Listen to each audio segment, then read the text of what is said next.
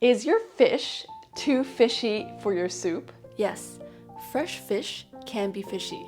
But it doesn't need to be fishy in both taste and smell. So I want to thank Apam for asking this question about using fish in soups.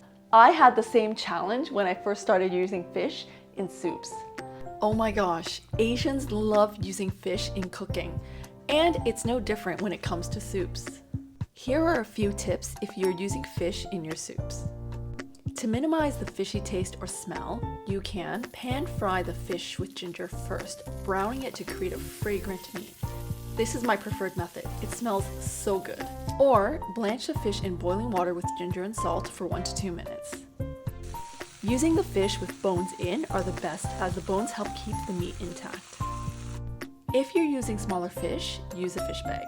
This keeps the fish intact, keeping the bones together so it's easier to fish out. Fish cooks really fast, so best used for quicker boil soups. I don't use a lot of Chinese herbs if I'm cooking fish soups. I'll reserve herbs for both pork and chicken soups. I try not to keep my fish soup overnight, but if I do, I'll reboil, wrap, and put it in the fridge for reheating the day after. Now go and enjoy some fishy soups. Let me know how it goes.